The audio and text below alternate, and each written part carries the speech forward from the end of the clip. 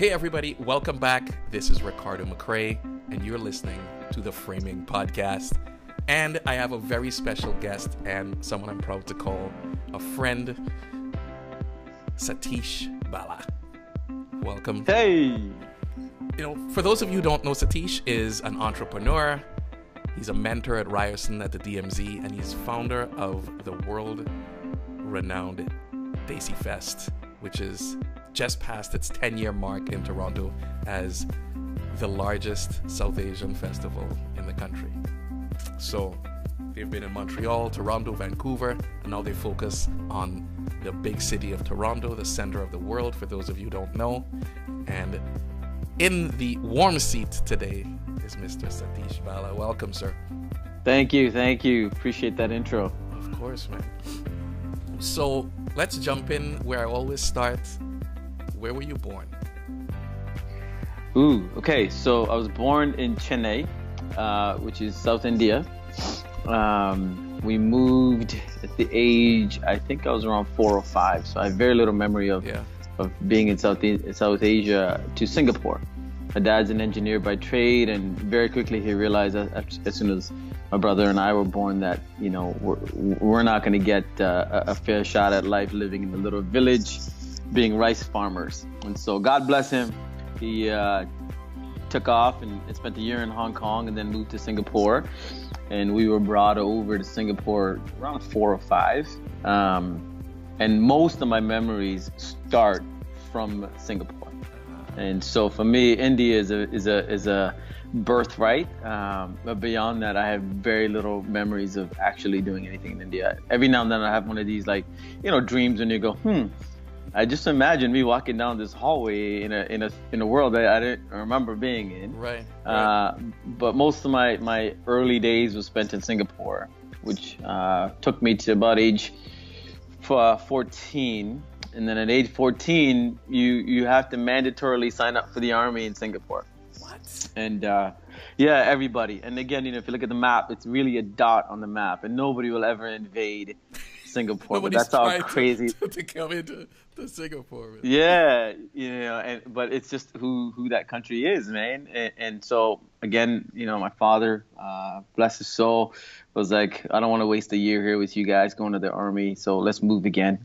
And we went to Canada.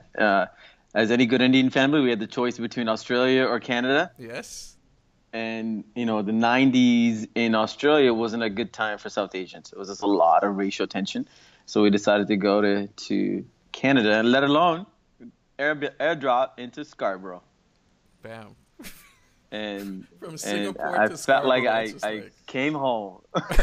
You're like, this is Canada? I felt like I came home, man. I was like, all right. So January 1989, 24 days before my birthday, we landed in Malvern. Wow. And then everything else is history, man. Rest, as they say, is history.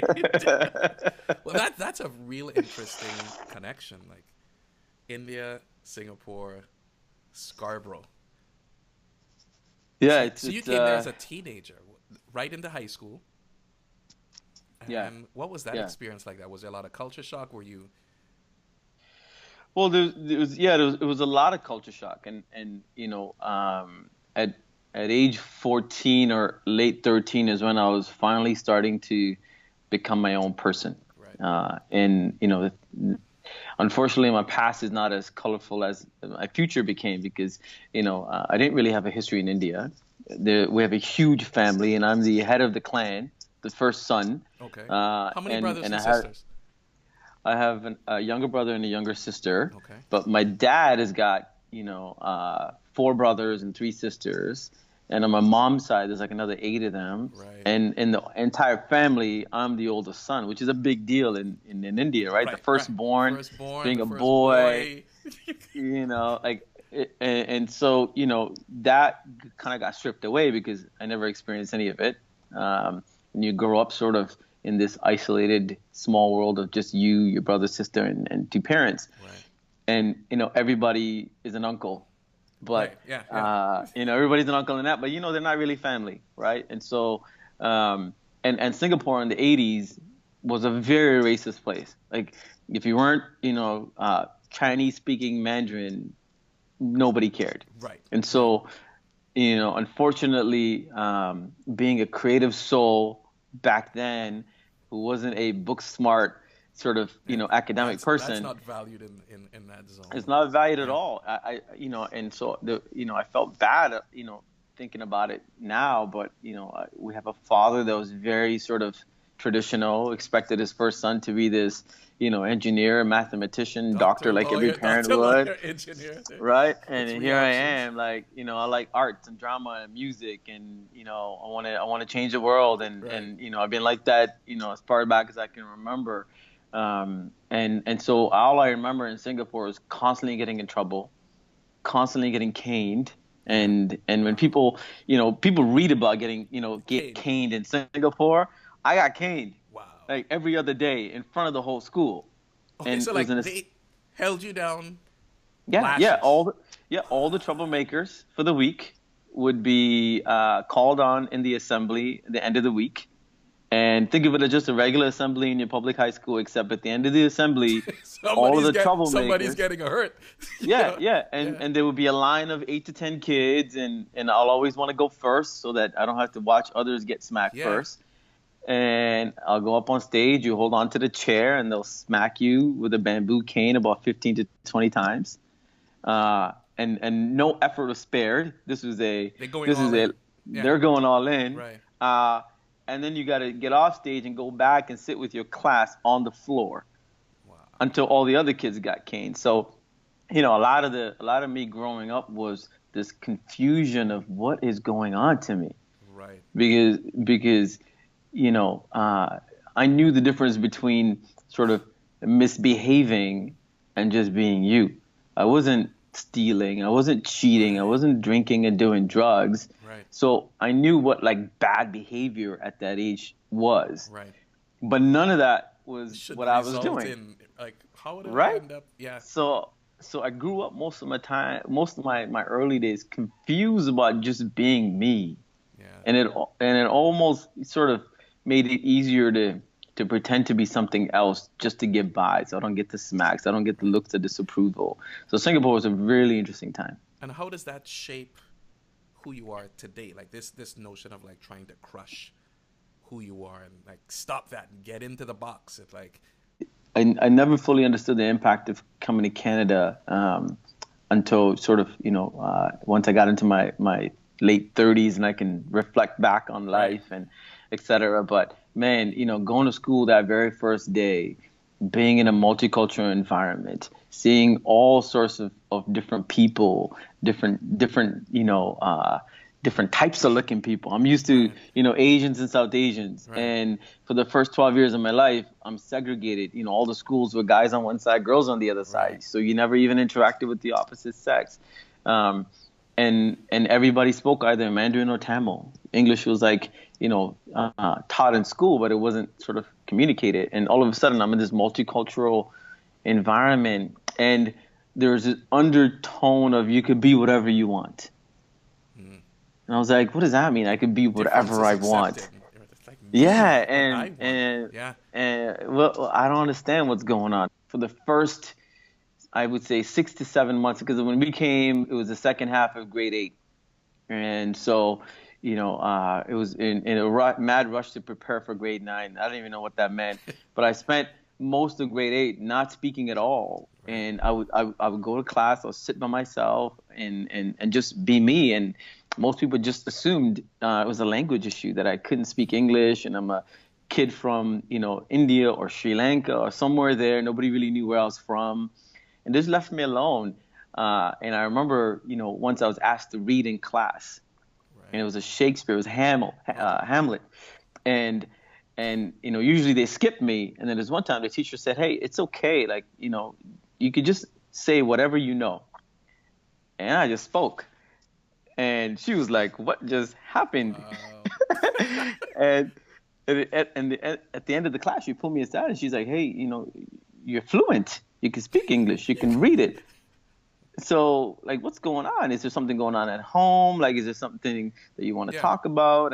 And I was like, "Look, I really have nothing to say. I'm still in shock. Mm-hmm. I don't know how to make friends. I don't know where I fit in yet, but language is not an issue. Right. I'm English is my first language in Singapore. Yeah. And it's British English, so we're learning. It's not a lift, it's an elevator. Right. Things like that. It's Right. just I say things differently, so I'm just sort of paying attention. And I remember she looked at me and said, "Look, if you need to speak to anybody about how to fit in, we have a great guidance counseling system and da da da." And I was like, "What is that?" I get to, There's help. I can, There's people I you can talk know. to for yeah. And I remember walking home that day going, "Man, like here's a whole bunch of new people that are stripping away labels that I've put on myself through what I learned in Singapore. If those labels were put on me and I was sort of forced to take them on, and then new people are putting different labels on the same me. I Right. haven't changed. I'm Right. just in a different country. So what do I really believe right now? Wow. Am I this, full of potential, creative, outgoing person that the Canadians see? Or am I this dumb, unsophisticated, blue collar person in Singapore? And the only difference between those two is I'm in a different part of the world. Right. And that started an entire new self questioning that, completely changed my life. Wow. That is so perfect. Like that takes me right into this zone. Daisy Fest, 10 years. Uh, Incredible South Asian music performance festival in the heart of the city. 100% being you, being who you are. How does that connect to that little kid in Malvern that someone's going, you could do what you need to do? My entire journey from high school to university to, starting my first tech company in university, and then, Right. Having the blessing to continue building 3 different digital agencies and then into music. Uh, if I could summarize all of that effort into one word, it's self-discovery. And everything I've done, the outward success starts with the need to focus on another area of myself to be a better human being. Right. And each one of these businesses, including Daisy Fest, started with that. So Daisy Fest, I've been in music for forever. Music has always been my tool for focus. I think we chatted right before the show. Yeah.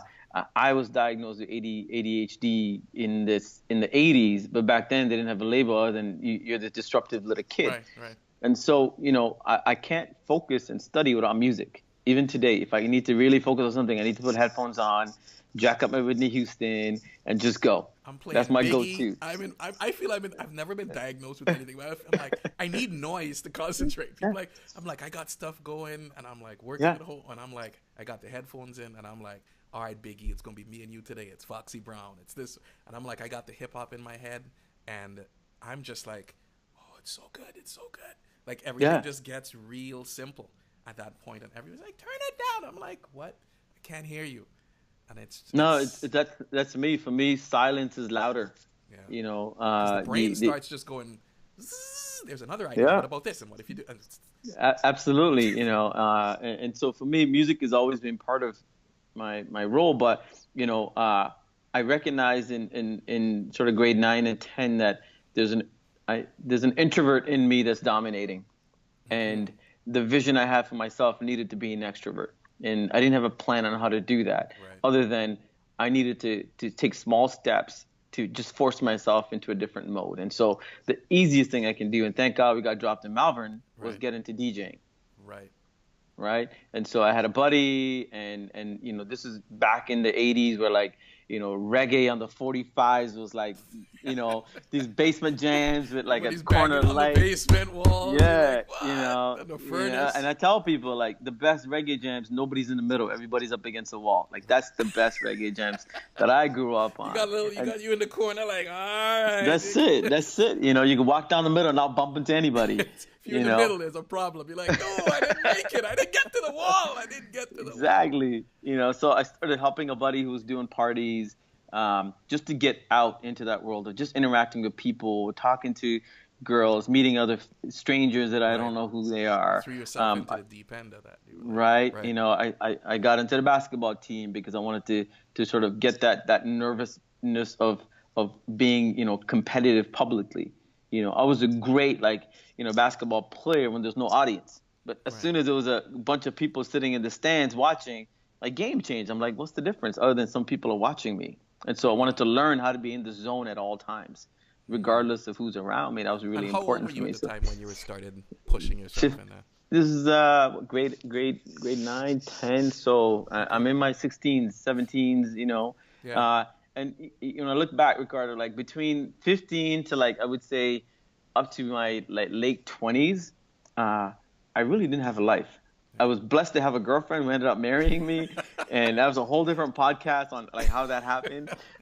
We'll do one But on I really, relationships and like how people yeah, got I together. really, I really felt like, the first 15 years of my life was so disrupting to me that I wanted to spend the next 10 or 15 just working on myself to Right. whatever capacity. And this is like before I read the, Awaken the Giant Inside of You and Right. all this, Right. like, self-help Right. stuff. This is just me going, I don't like who I am. And if who I am is because of other people's impression on me, then I have every right to change it. I don't know how I'm going to change it, Right. But I'm doing this. I'm going. but I'm going Yeah. to, right? So Wow. so getting into music was my way of just sort of pushing back on my own fears. And so, carrying crates for other people turned into, I'll do the warm-up set.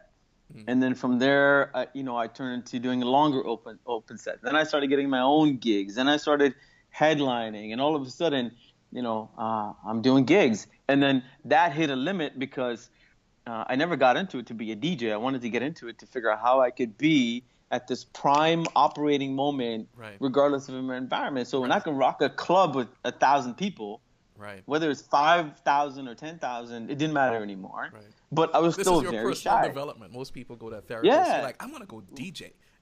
I'm gonna. yeah. So absolutely. It's brilliant. So I was like, all right. So if I can rock a party, my next fear was, watching these MCs on the mic. Like, Right. they're just fluent. They don't rehearse. They just vibe. They're Right. very reactive and they control. So I was like, I want to be that guy. How cool would that be to walk into any party, grab a mic, feel the room, and then have no fear. And so, I started emceeing a little bit, small parties here and there, at my own parties, and it was fantastic, man. Like this feeling of the mic in your hand Right. and the crowd's rocking, and you actually, when you get the right DJ, it's an unstoppable combination, right? It's like Like, audio, you know, visual, experiential. It's yeah, this. Yeah. and I got schooled by some really good MCs. And we're talking about MCs, not the traditional sense of rappers, but true masters of ceremony. You know how to get the crowd going, how to bring them up. I'm just talking about the guys that, sort of I grew up with. Okay. Um, Okay. and so it was never about getting into the game as an artist, as a rapper to get behind. I Right. just like the idea of controlling the emotion in the room based on your energy. And Right. as much as I can control it, I need to feed off of it. Yeah. And you could get sort of roasted if you don't know what you're doing. And Yeah. so it was a really Oh, interesting time in my life. it's as they say. I heard this about comedy the other day. I said comedy is the fastest feedback you'll ever get about Yeah. anything you will ever do. Like Yeah, if you're dying, absolutely. it's like seconds. You're like, turn this ship around. You're like, so it's Yeah. how does that play into? How have you used that skill set that you learn in business? How do you So, translate that?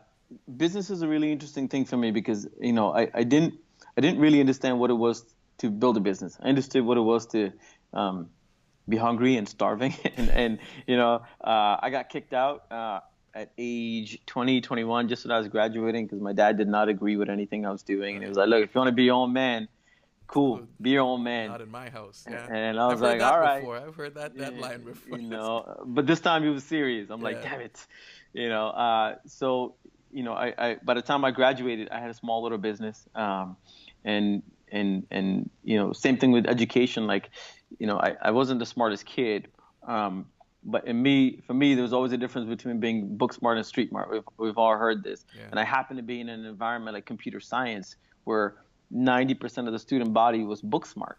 Yeah. Very few of us can actually pass an interview and kick it. And I was like, all right, if these guys are the guys that can actually solve the problems somebody needs to figure out how to figure out what the problem is. Right. Who's giving Well, them? Yeah. so let me be that guy because I don't need to solve the problem. I want to So, help understand what the problem is. like a true hustler, you look at the situation, you're like, where do I fit in on this zone? Because I can't Yeah, do that. But yeah, here's where, exactly. yeah, I And love I it. had no idea what grade point average really meant Right. because for me, a pass was a pass. You know, if I got a 52 and you got a 99, the difference is you spent all your night studying. I played ball. So what's the difference? And we're both going to get a piece of paper that says computer science graduates. And one day you will work for Mine's me, not you red, know? yours is not blue. Yeah. You know, everything was exactly the same on my brain. And again, this is a mind frame of everything I did after the age 15 was to deconstruct my own inhibitors and reconstruct the version that I wanted to live. And so education was important, but I didn't really understand GPA. Sports was important, but it fed a need to be outgoing and build that confidence. Yeah. You know, I'm not kidding when I say, like, you know, I remember, you know, age 5, 6, having dreams of being in front of thousands of people. I don't know what I was doing. I could have been Right. apologizing for a massive mess up, Or getting a or, caning. It could have gone anyway. or I don't know. But I've always had this like you know this need to serve, and the only way I can imagine serving is to get to a point where I can open doors and enable others Yeah. by getting there first, and then saying, hey, here's a door, like it's already Right. open, walk through, Right. right? They So call that that's a really vision been. board. Now we have words for this type of stuff, but when we were growing up, it was just kind of like you're just a crazy kid with a dream, that a pipe dream, and now it's create a vision board and see yourself living there and pulling it. Like Oprah's doing stuff on all this stuff, and it's amazing that out of scrapping it with the dirt and the fingernails and the hands that you're able to, I see so much of myself in what you're saying, because it's almost identical story to my life. Yeah. Just a couple different countries, but the caning, that, like, all of that stuff was just like, yeah, I know what that's like. I got beat every day going to school, and Yeah. it's Well, being able the to pull yourself through. You don't know why, you don't know how, but this is not right, or I need to do this for myself. And that sense of relying on your creativity in your life, like your thoughts, your Yeah. feelings, going deep inside instead of like worrying about what's happening in the external world is truly a powerful way to live and a skill set to develop in your life. And what I'm interested in as well is how you translated that from business to creative projects to your relationships, like you starting to use that creativity. Yeah, yeah. I mean, starting my first business was scary because I didn't know what that meant, other than I'm kicked out, and I've made a decision to be self-employed, and I got that bug very early in university, so I didn't want to work for anybody else. And the market didn't really have a role for consultants yet. Nobody really knew what that meant when I was graduating, right? There was no strategist. Everything was, we have people that needed to hire coders to work, whether you're Right. Deloitte, whether you're Right. KPMG, whether you're Microsoft, it Entrepreneurship didn't was not matter. a thing that you did. Yeah, and Yeah. if you weren't an entrepreneur, it was in a trade. I'm a construction guy. I'm a Right. carpenter. I'm a So for me, it was really about how do we hustle, and again, my seeds started much earlier. Where, like, in university, for example, I started to reach out to all the small businesses that was in my local market, saying, hey, there's this thing called websites, and it's black and white, it's ugly, but you're gonna need one. Yeah. And I've got a bunch of students, and I could do some stuff for free. And so Spider Designs was born, Wow. in third year university, with 3 other, students, and we would just make these black and white awful websites. But when they pay us, I would leave in my resume and say, if you ever end up hiring somebody, here's my resume, Yeah. and more importantly, here's a list of all the students in my class that might get in touch with you, but please call me first. Right. And literally, I left them a list of everybody in my class that was graduating. I'm like, these are the people that are going to look out for Right. me. But I know you. I've been to your house. I've seen your Right. kids. I I built played you with an your ugly dog. website. There you go. Yeah. Right? Like, Rapport I'm your building. go-to. Yeah. Yeah, and it was really interesting because what I realized at that age, similar to what I learned in my days in the club scene, is yes, it hurts when you're there at 3 a.m. in the morning handing out flyers to people coming out of the club. But when you flyer 1,000 people a night, 100 people show up the next week. And when I took that same lesson and made 15 calls a day, I got one client a month. Very simple math. But I learned that from the club Right, scene, right, right? right. And it used to hurt me because you would hand out these flyers that I spent, Uh, printing 2 cents a piece. right. And when you walk away from the club towards your car, you see it all over the floor. You're like, dude, I can And count I'm the like, money. what? 1 cent, 2 cent, 4 cent, $1, $1.50. Like, it used to hurt me. Yeah. But I learned a very hard lesson in life. You have to invest back in yourself. It is a numbers game, and you can't take anything personal. For every person that threw it on the floor, there's an assumption that they made a note of it. They took a picture of it. They remember it. And it worked. When I didn't go out there and push a flyer on a Friday night, my numbers sucked the following week, right?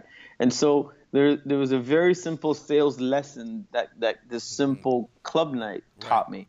The second thing, for example, is, customer care, right? I made it a point as an MC to know my crowd.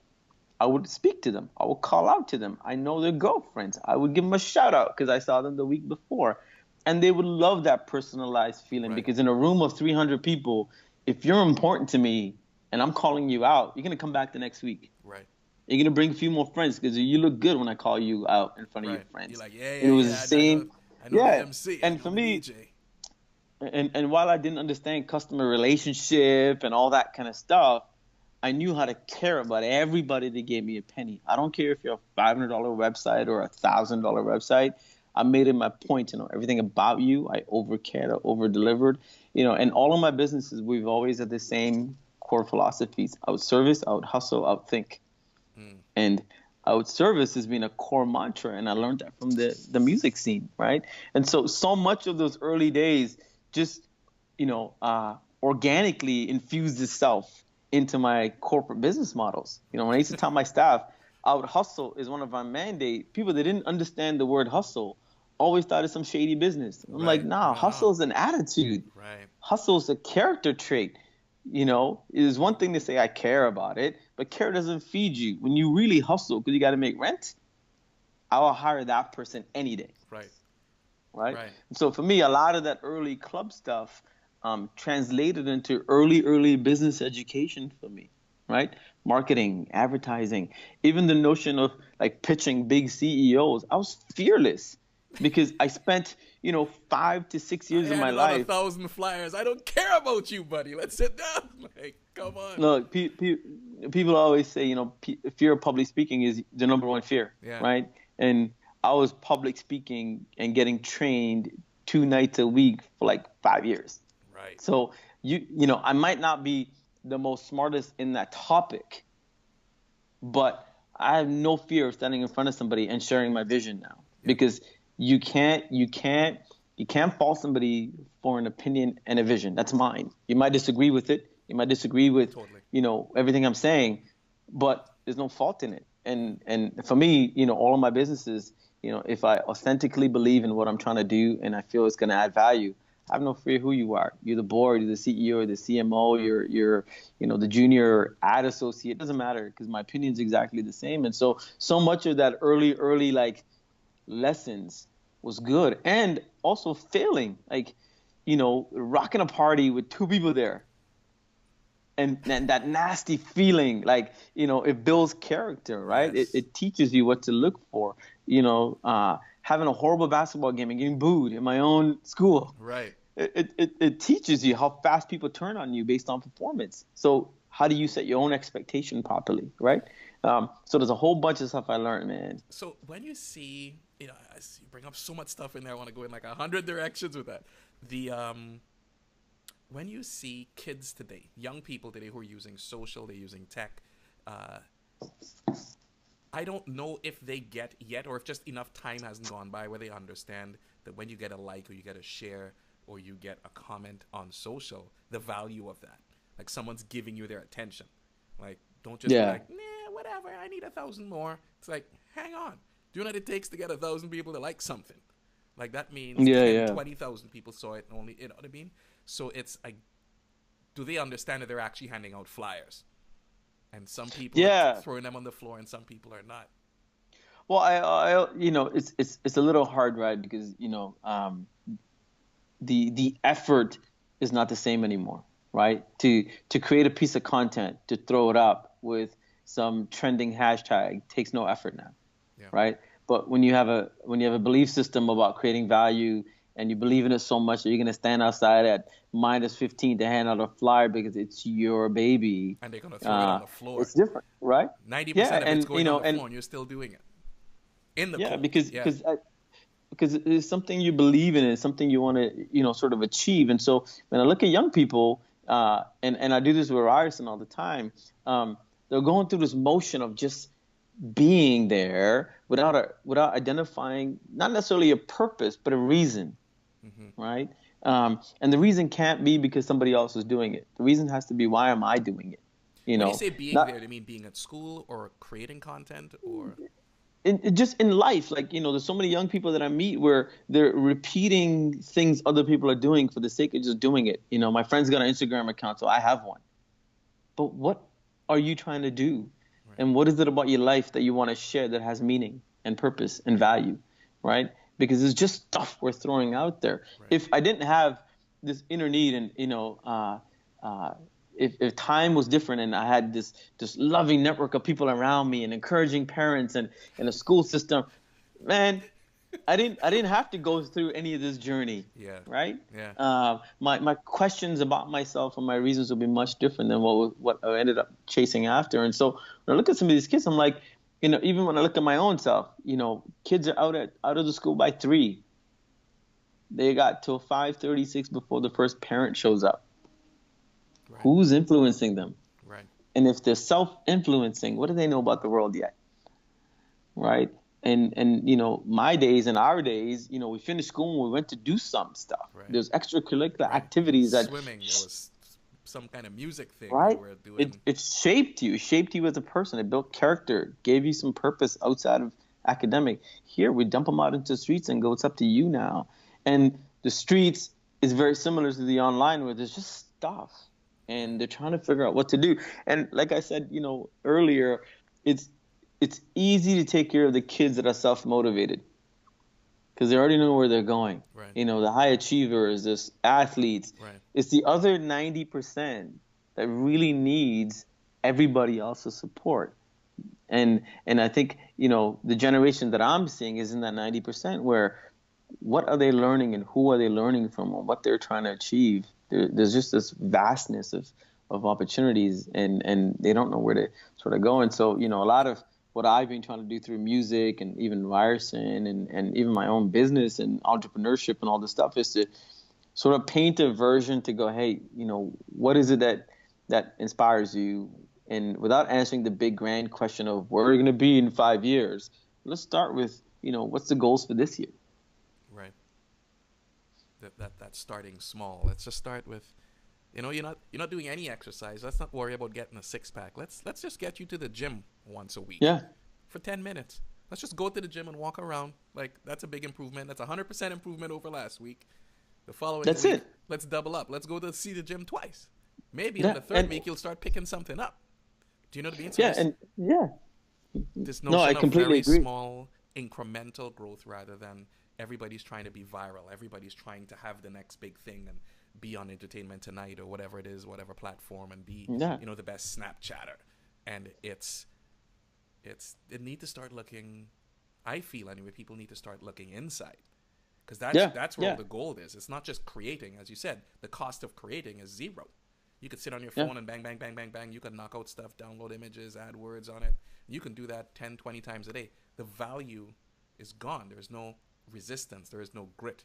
There is no cost to it. So because there's no cost, it is valueless. So it's what's valuable, and the things that people really jump on are really the things that come from inside someone. Anything that you really care about, somebody put a lot of effort into that to make it, whether it's funny, whether it is influential, whether it is a book, whether it is life, a class. Somebody went through some grit to get to that. And this is where I think, or I see a lot of young people wanting to skip that lesson. Satish, give me 3 quick tips on how to be you without the caning, without the transfer of countries, without the flyers on the floor. Like, if I could skip all of that, how do I be you? And you're like, that's actually the price. That's what makes. Oh man! How do I do that? Yeah, it's a tough question because I don't even know how to answer that to my own daughter, Yeah. right? But there is a formula for success, and there's a formula for success, in my opinion, uh, based on where you are in life. And so, for me, really, that teenage years is really your self-discovery. Yeah. While you might not have a purpose yet, this is a time to explore any and Try. all things that make you interested. You like music, try it. You like painting, try it. You like sports, try it without any expectation on success other than I just want to try as many things that catches my interest. Even if I'm a gamer, cool. Cool. Go Play for it. games, Yeah. but play it with purpose and not just for the sake of playing games. And so, you know, for me, the teenage years really should be about trying to find what you're passionate about through some experimentation. And then by the time you get into 20s, you should be able to whittle that down into, I want to care about these things, whether it's 5 or 6 or 10, or if you have a bigger appetite to do 20 things, but you start to sort of shape your focus a little bit, right? Right. And small steps will really work well when we have a sense of purpose, not necessarily the end result, but purpose. So, when my purpose was I wanted to be an extrovert and I'm a giant introvert, and the version of my life Right. that I want to live needed an extrovert, I had these steps. And, and the steps I took were conducive to my environment. It was easy for me to get into DJing because that's my environment. Easy Right. to get into music and basketball, but that's my environment. But it took small micro steps over the course of 10 years. And when people look at, successful business entrepreneur and, the guy who runs his giant, music festival, that's the result. Right. That's the fruit after you've watered the tree, planted the seed, tilled the ground, dug up fertilizer, pruned it, Exactly. like cared for it for years, and all of a sudden this apple Yeah, drops out, and you're like, "Hey, you're an apple farmer," and like, yeah, exactly. but I was farming this apple for 10 years before any of you came Yeah, along. So it's that, like in my head, I'm seeing Instagram, the before and after with people working out. I'm seeing the before and after. It's like, hey, I started at the bottom, now at the top. It's like, it didn't. There's about 20 years sometimes in between those two pictures. yeah, 10 yeah, years, 5 years, like months and months of work and sweating and going in the gym. And I just saw this guy on Instagram, easily 400 pounds. And he's in the gym with a personal trainer. Like, he can't even do one chin up. Like, his goal at this point is to hold on to this bar. And I don't even know if you saw this on Instagram. And the trainer's there, and they have elastic bands going from the top of the bar down under his feet to support his weight. And his job is to hold on for 10 seconds. They're like, come on, buddy. And he's like yeah, screaming. He's not even doing a chin up. He's holding on. And he's like, that's good, buddy. That's double what you did last week. yeah, And he's like breaking out in sweat. I follow this dude on Instagram. I'm like, I want to watch the journey because that is where champions are made. Like, when this guy strips all of that away, hundreds and hundreds of pounds, and it's gonna take some time. After that's done, who is this man gonna be? Because of the yeah, journey. It's never quick. Every yeah, every and guest I've had on this show has said that. Everybody's like, what's the quick? And I'm like, everyone has said, yeah, it's not quick. Instagram is quick. Snapchat is quick. yeah, And it gives this false notion of that you can get success overnight. And we assume that because somebody went viral and be like, oh my God, everybody knows them in a second. I'm like, but go back and look at the kid presidents of the world. Go back and look at everybody who you know who's famous. Go back to their YouTube and scroll, and there's at the bottom of all those videos, it's going to say show more. Click that. And yeah, keep opening until it can't open anymore. And look at the date of the first video. yeah. No, I completely agree, man. And to segment into the second point, if the first one is take small steps, the second one will be really brutally honest and list out your fears.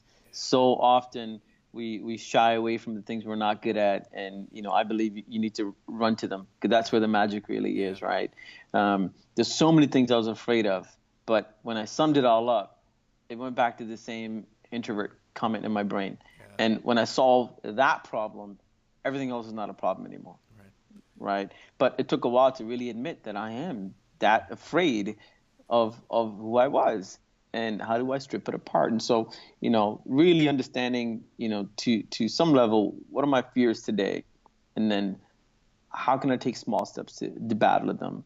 And then the third one will be what support system could you benefit from? Like, There's so many Sats B angels that showed up at the right moment, man. Right. Like none of what I could have done, was by myself. The right DJ to give me the first shot, the MC that said, "Yeah, here's a mic. I'm going to the Washington Rocker for a few minutes."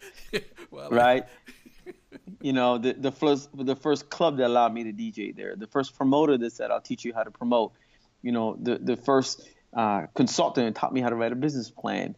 The first person who came with me to a pitch because I was scared, and they watched me pitch to give me some feedback. Everybody needs somebody to help them get to the next level, but you can't ask for help until you know what is it that you're afraid of and what is it that you want help. Too often we bring yes men around us. yeah. We already know we're good at it. We're Right. bringing yes men to just reinforce it. Well, you know what I noticed about all those things that you just listed? You showed up at all of them. Yeah.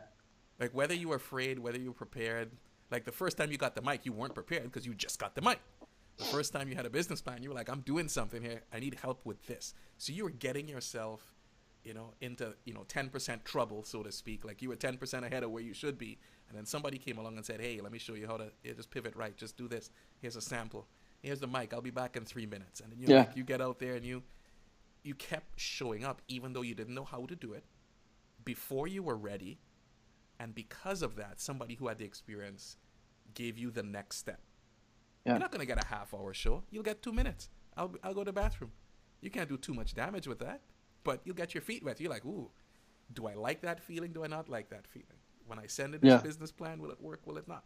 Like all of that stuff builds, and you're sharpening your experience and your tool set to take you to that next level. People call it luck, and people call it, oh, it's like, no, I showed up. I showed up long before I was ready, long before you felt confident, long before you could rock the crowd. You were holding that mic. Yeah, and for me, being ready is a sign of sort of being prepared based on what you know, right? Because you've done it 1,000 times, and you should be ready for those moments. But those moments where you're not prepared, those moments that you're not ready, that's the real magic, man. That's the stuff where you're like, okay, I can either pass on it because I'm not ready, or know that I'm ready enough, I just didn't know. You got to step up. And truthfully, every single day we get those options. Every single day, something in your life says, hey, you want to stretch a little? I got some room. And you get to decide yes or no, I'm busy, I don't want to, I'm lazy, I'm going to take it easy today.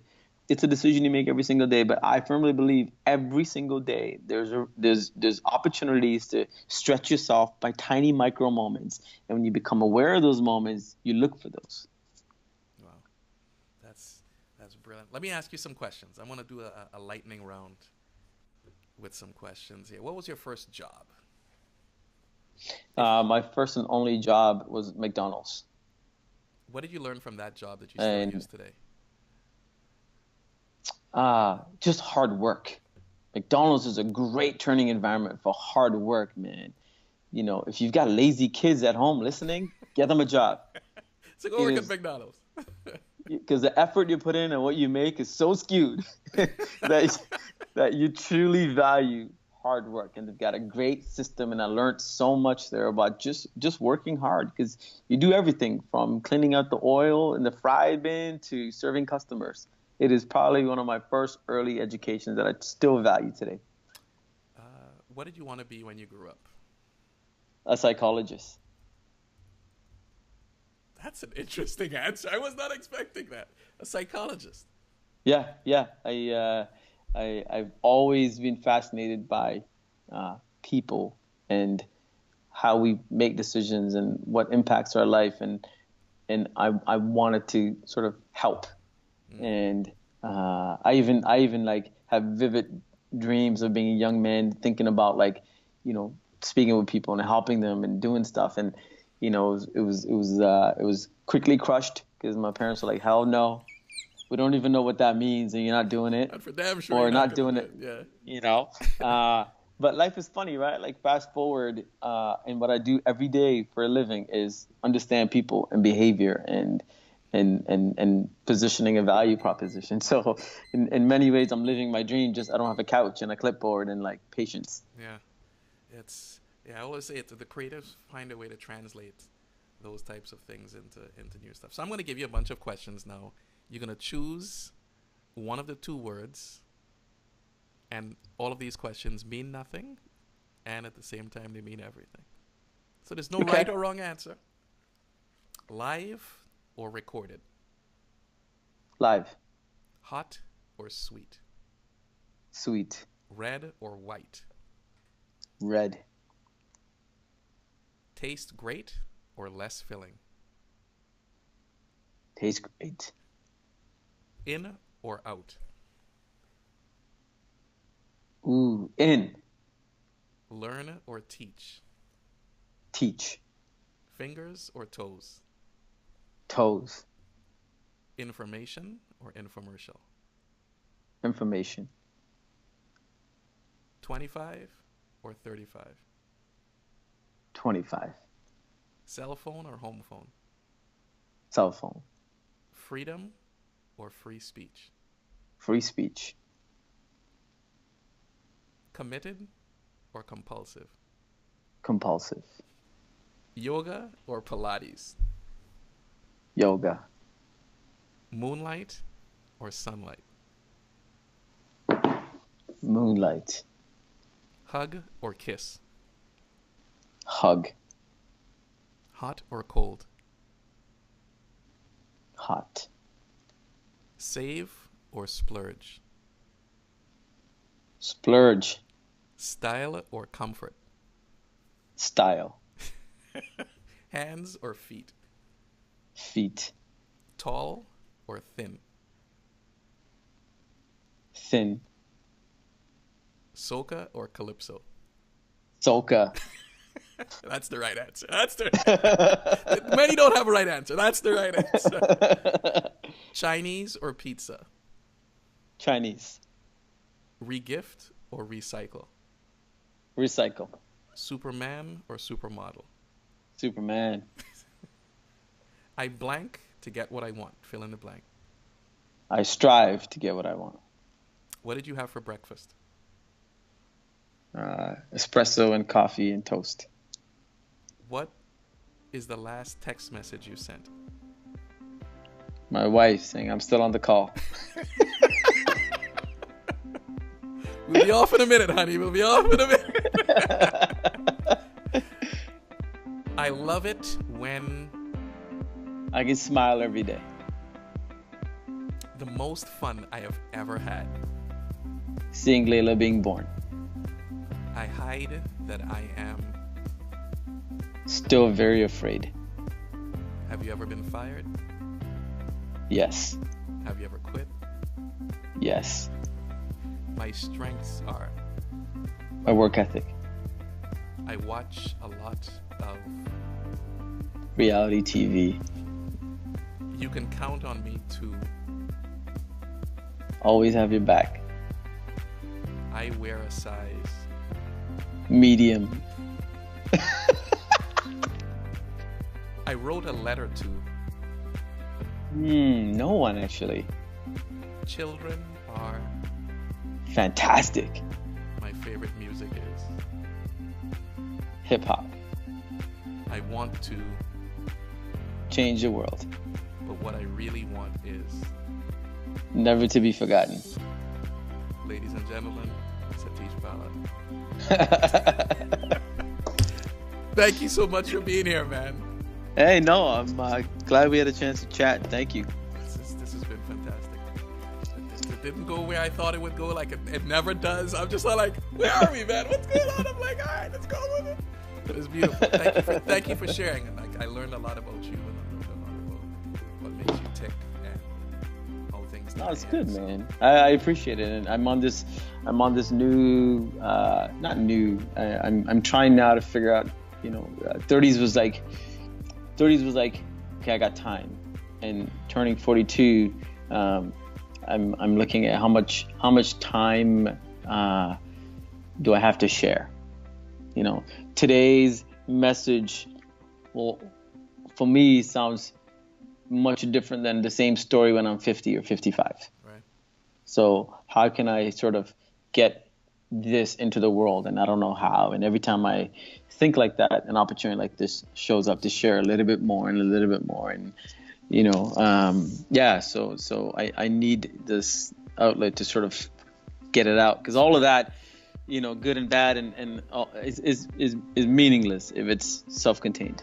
So I don't know how it's all going to come out, but I'm on a mission to figure it out. You're about to unleash the tiger. You're like, it's like, it's about. That's well, good.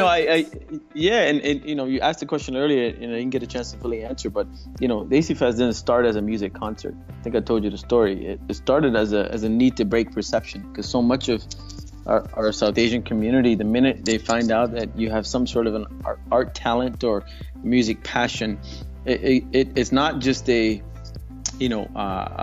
parents sort of discounting you. They're embarrassed to a point where you're disowned. And it's a massive perception issue. And so for me, the only way to break that perception was to create an environment where I challenge your perception.